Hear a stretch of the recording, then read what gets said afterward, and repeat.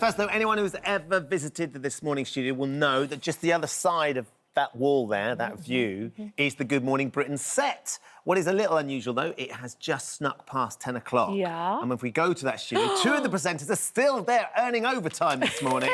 Looking so official with the paper shuffle. Richard and Susanna, come on through. Come and join us on our sofa because there is some celebrating to be done. Yes. Come on in here. We need to say happy birthday. Come and join us. This week, Good Morning Britain marks 10 years since we started waking up the nation. And whether you've been watching since Ben and Susanna said Good Morning Britain for the first time on day one, or, like Richard, you've joined the party a little bit later on, you'll know that top-quality reporting on the decade's biggest news stories has also been accompanied with plenty of laughs. Good morning, Britain. Welcome to our new show. I'm Susanna Reid, and we're here with you through to 8:30 this morning. They think that Jesus might actually, as a 15, 16-year-old, and walked on that island. Breaking news here on Good Morning Britain. Tumble out of bed and I stumble to the kitchen, pour myself a cup of ambition and yawn and stretch and try to come alive. Take my pen. What is the secret of living so long and so well? Plenty of sex and now sex. Have a slot. Go on, Adele. I look absolutely like that episode, you know, the one where a lot of people were helpfully tweeting that.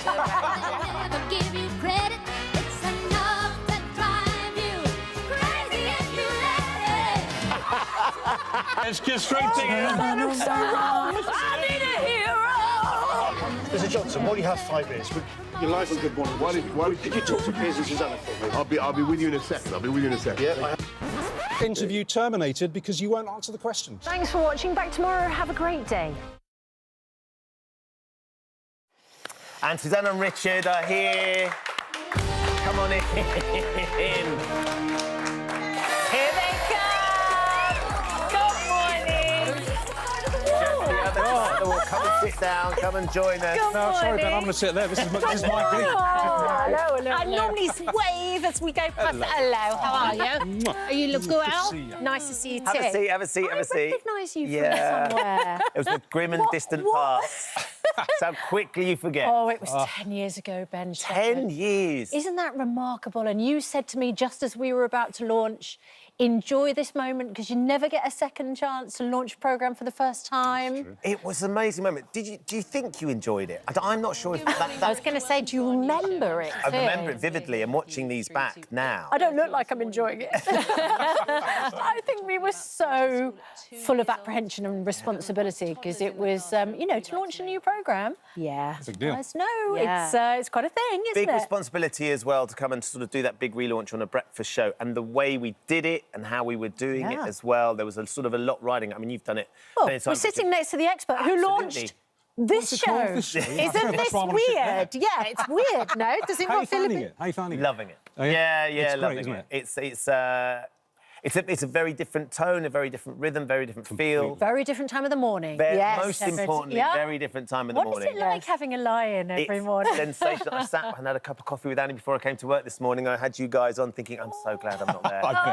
So what times do you get up? Like, what's the morning routine? After you. 3:40, first alarm goes off. 3:45. You turn them off, though, don't you? Second alarm goes off, and then 3:50 out of bed and on it. What about you? Mine is set at... I've got 3 alarms. I set them up for 4:01, 1 minute past 4, because psychologically I can say to myself, I'm not getting up in the middle of the night.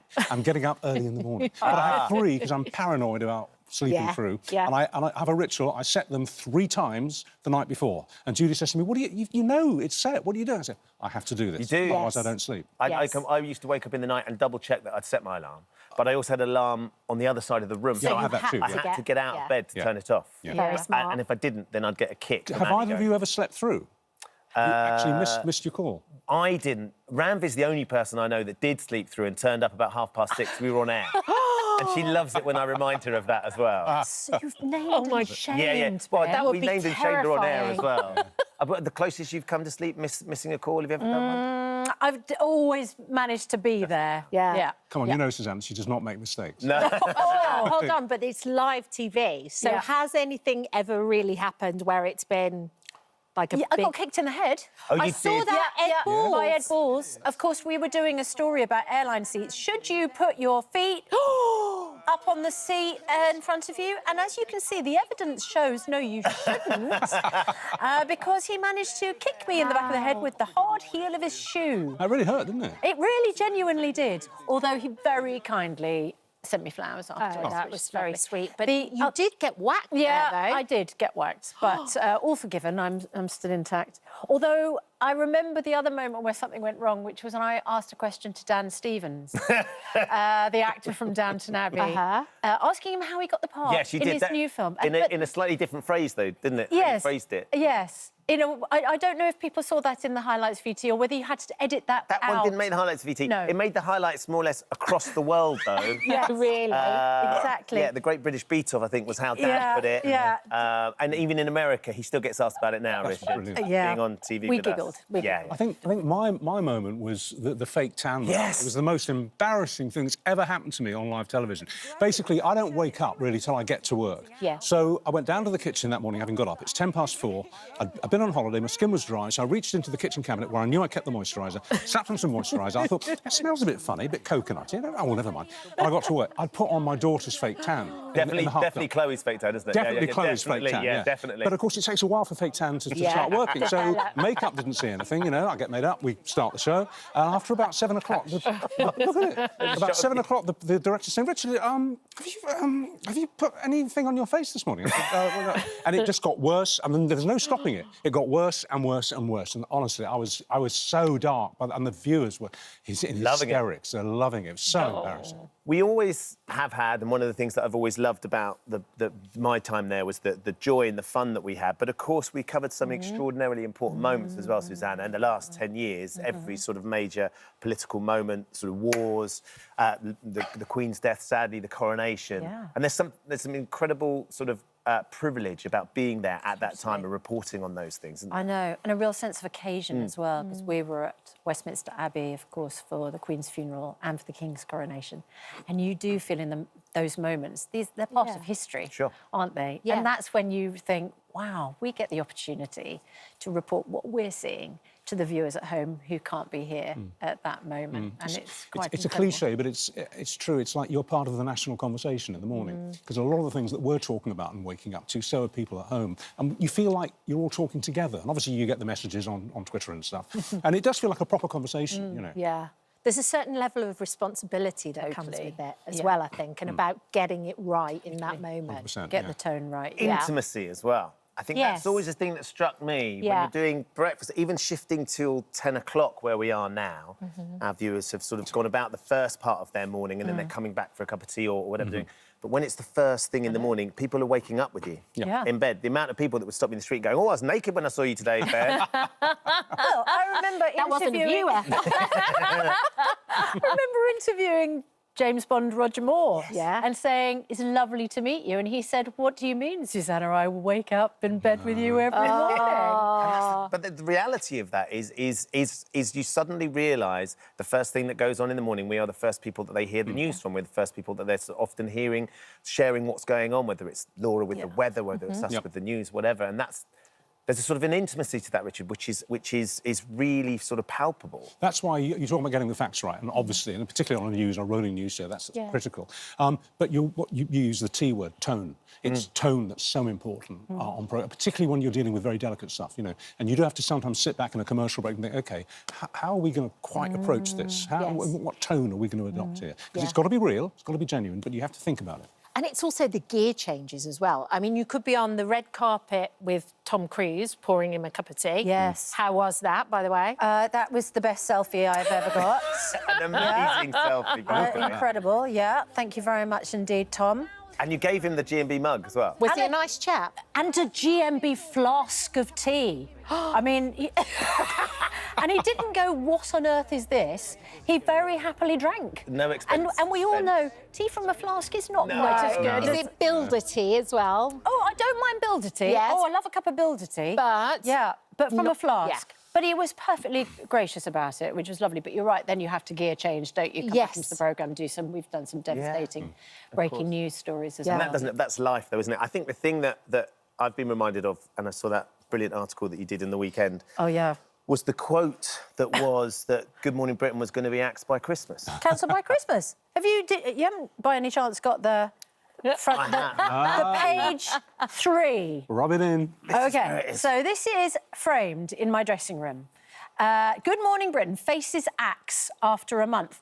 You probably can see we have censored the other photograph on page 3 of The Sun from 10 years ago because for younger viewers, yes, page 3 of The Sun used to have a topless model on it. Yeah. But the reason that this from 10 years ago is framed in my dressing room is because only one of those two things got cancelled. And it wasn't Good Morning Britain. Page 3 of The Sun no longer has a topless model on it. The interesting thing about this is I remember this happening and thinking, yes, we've made it, we're on page 3. Well, I've got 2 stories about that. That happened to us when Judy and I launched in 1988. We launched this programme. I mean, they didn't want it to work, you know? They just... Because it makes a better story if the programme crashes and burns. Yep. So I'd say every 2 or 3 weeks we'd see a headline like that. You know, sort of Mr and Mrs Married, they call us. Mr and Mrs Married, cheesy couple, you know, to get chopped by Christmas. And, you know, here you are. How many years later? 35, 38 years later? Yeah. And the other thing about getting negative publicity, which is actually quite fun, we road tested Viagra live on the programme. Yes, we got 3 couples. All 3 blokes had slight erectile issues, and they all took a Viagra. And we sent them off to a hotel around the corner, and they came back 2 hours later and told us what exactly. We asked what had come up, basically, and they told us. On the Daily Mail, the next page of the Daily Mail the next day, it was this the tawdriest 2 hours in British television history? We went, yes. Results. You ain't seen nothing yet. Exactly. I mean, there's a real pride for us, isn't there, sitting here and hosting this show. You gave me a really lovely note as well, Richard, that you left in my dressing room, which was really special, and I will keep that forever because that was really amazing. There's real pride with that, and for launching the show with you, Susanna, all those 10 years ago, but also where the show's come to. And what the next 10 years look like as well. I wonder what you think about when you think where we were, where we are, and where we're going to be. Well, I don't think it's going to be cancelled by Christmas. No. I think we're pretty well established now. Yeah. Well, look, it's been a real treat to have you come in. Oh, it's a treat to be here. Happy birthday. Thank you so much. And congratulations on everything you're achieving. Yeah, can I just say, as an ex-presenter here, and, you know, there have been ups and downs on this programme over the decades since we got... I think you two are brilliant on it. And I'm not just saying that. I think it's a really good feel to the show. It's really found its... We're enjoying it immensely. Lovely time. And we've even come dressed on brand as well. This is what they've done. We sat down over there and we're like, oh, no. We've come as the logo and as the set. We've come up in this morning teal. You look very at home. Gorgeous. Well done. Thank you, guys. Thank you for staying as well. Yeah. No, now I know what's the other side of it. I didn't realise you were actually this close. I thought we were exaggerating, but yeah, we've broken the third Phil's wall. going to be cooking later as well, so there's plenty of food. That's what drew you over, wasn't it? Yeah. Cheesecake.